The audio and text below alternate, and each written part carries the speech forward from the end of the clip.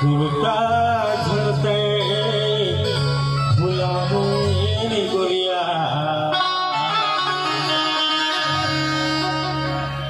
मनोज बंजारे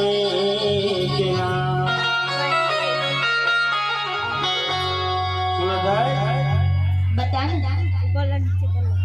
समय रही कातल गोलमा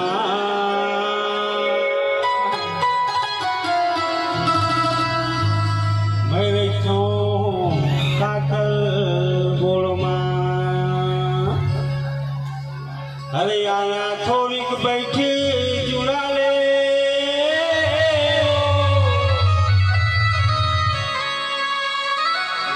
हरियाणा थोड़ी बैठी जुड़ा ले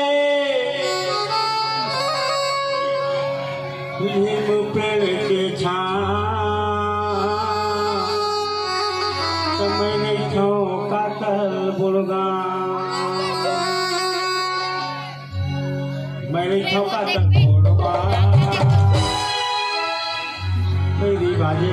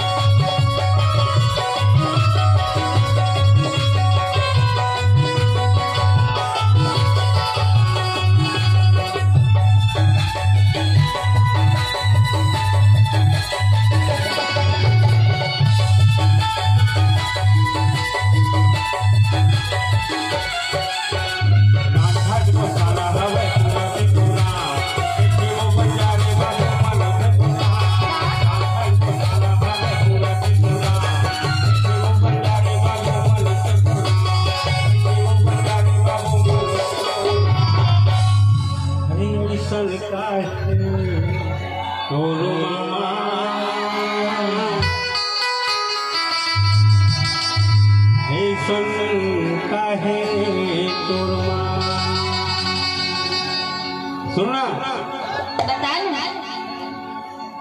है तोला मिले हवे मौका गीत के मार का दिगल टाइम से अरे जन्म जन्म के मोर सगवारी सुन लेना मोर बात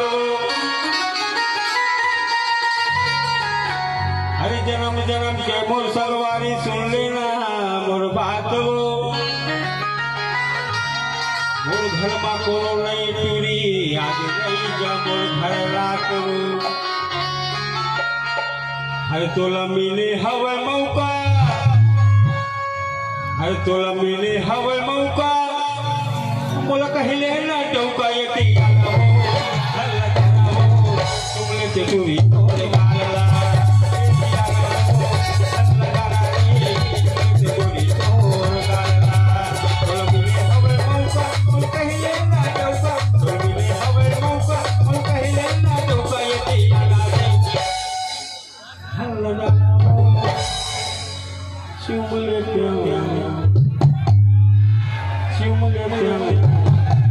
चुमले ते टूरी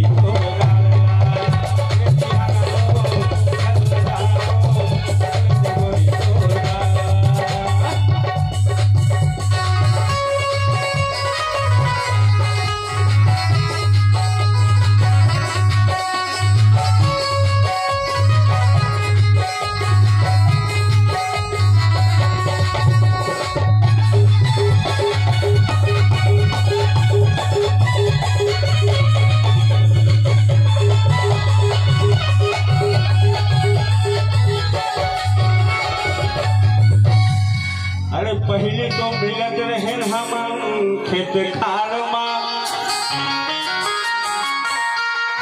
अरे पहले तो मिलत रहे हम खेत खार माँ मैं किसे मोहागे टूरी सुघर सुघर प्यार माँ सुना था बताना